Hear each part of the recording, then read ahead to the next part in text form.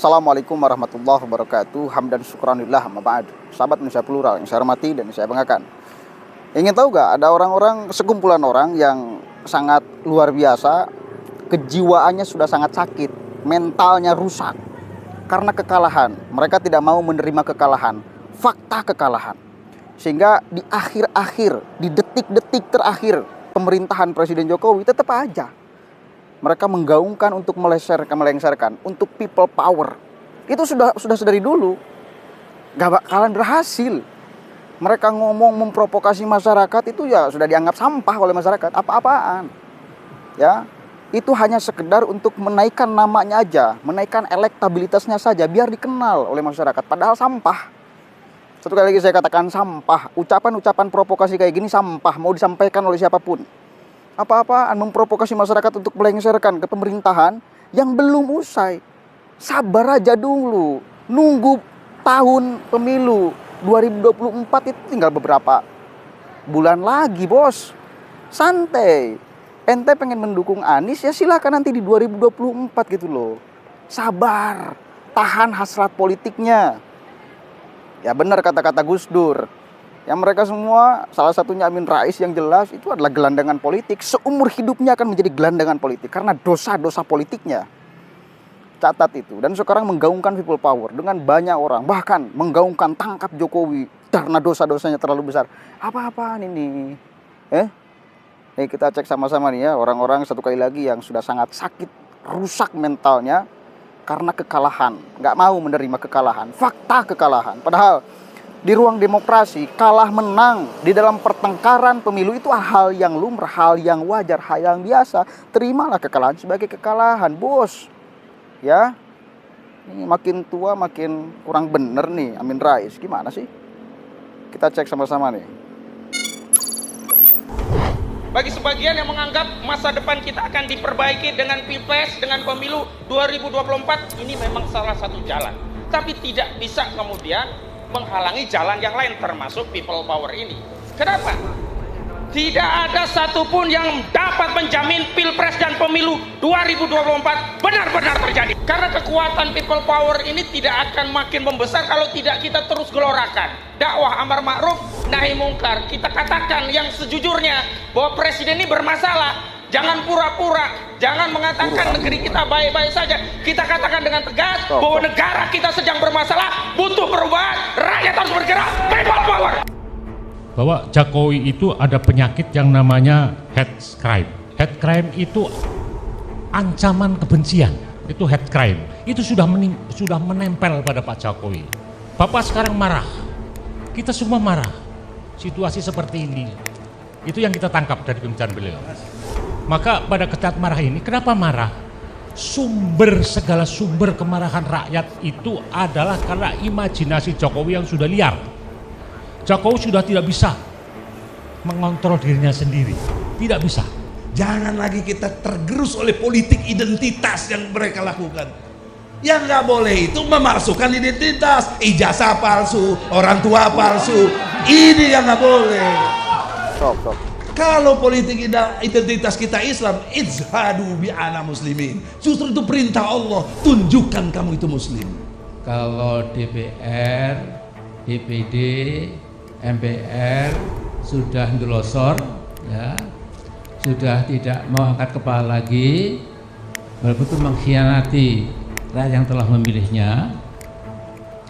Kemudian saudara kita Joko Widodo, ya, ini orang Solo yang mula-mula seperti berikan harapan, ya, tapi lama-lama menjadi makin mendung, makin gelap, dan mungkin memang perlu dilengsarkan. Ya. Saya ingin kita melihat pikirannya Denny Indrayana. Pikiran Denny Indrayana itu tentang pemakjulan sudah mewakili dua pikiran dari Profesor Ahli Hukum Tata Negara. Ya, satu Denny, yang kedua Jibli Asidik.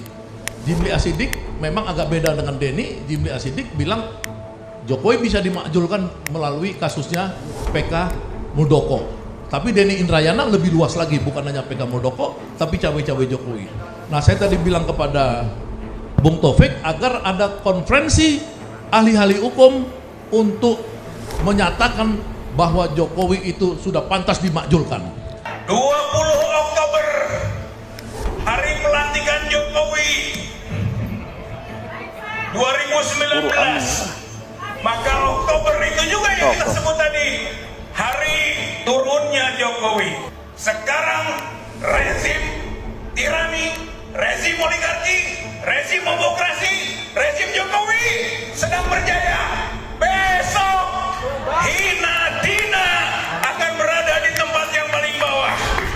Bukan hanya turun, tapi akan berbaju oranye, masuk ke sel, di penjara, saudara-saudara sekalian. Ayo turunkan, ayo penjarakan, karena dosa-dosa politiknya sudah banyak sekali. Sudah banyak sekali dosa-dosa politiknya. Buru anu. Sok.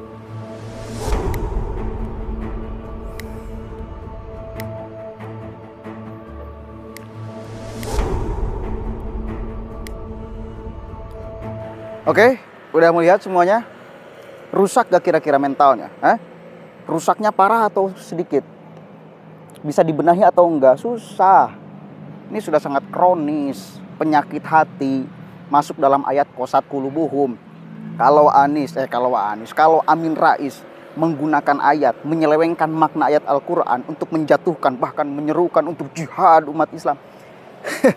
Jihad apa? Itu provokasi. Kita harus tegas mengatakan itu provokasi. Qasat qulubuhum, mereka nggak menerima kekalahan Pilpres. Padahal, Prabowo itu yang menjadi lawan politik Jokowi dulu sudah bergabung di kabinet kok. Menjadi menteri sekarang.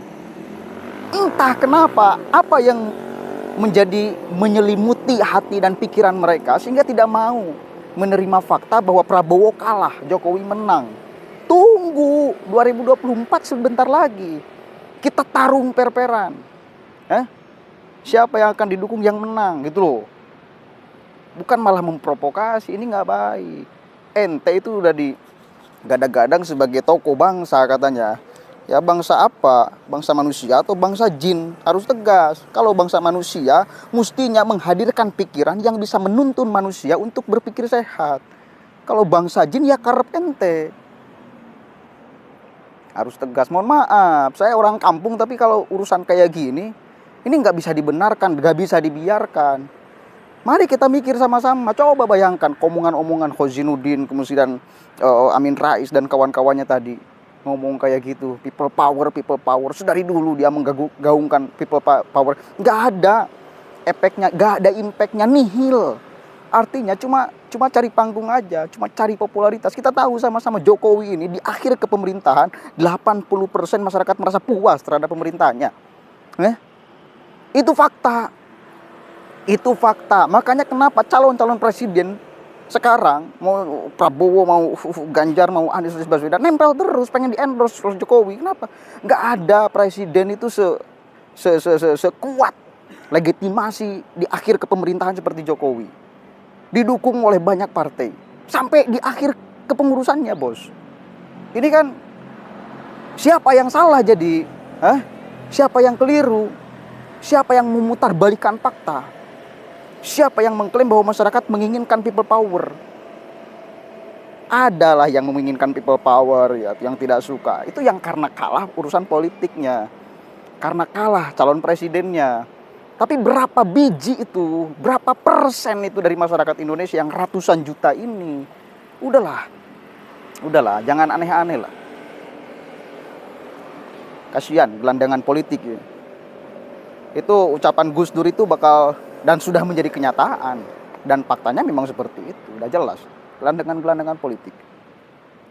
Yang satunya lagi tidak menginginkan sistem demokrasi, tidak menghendaki adanya Pancasila segala macam. Orang-orang HTI kan berkumpul di sana pada akhirnya. Yang menginginkan khilafah itu, biadab itu tuh. sampah, satu kali lagi pikiran di Indonesia menghadirkan pikiran itu sampah. Mau hiburan malah jadi emosi ya, karena ya kurang ajar. Oke lah, udah, intinya sampah. Mending sampah bisa didaur ulang. Ini manusia yang menghadirkan kotoran nih, nggak tahu ini bisa didaur ulang atau enggak. Sampah itu masih bisa didaur ulang. Ya mudah-mudahan mereka yang minimal seperti sampah lah bisa didaur ulang untuk bisa berpikir sehat, punya hati yang sehat, memandang orang lain positif. Jangan menggembu-gembu, itu emosi semua tuh yang ngomong tuh. Emosi semua tuh karena kekalahan. Kasihan, satu kali lagi, makanya poinnya mentalnya rusak, jiwanya rusak, hatinya rusak, pikirannya rusak, semuanya rusak, menjadi kosat qulubuhum, gak mau menerima fakta.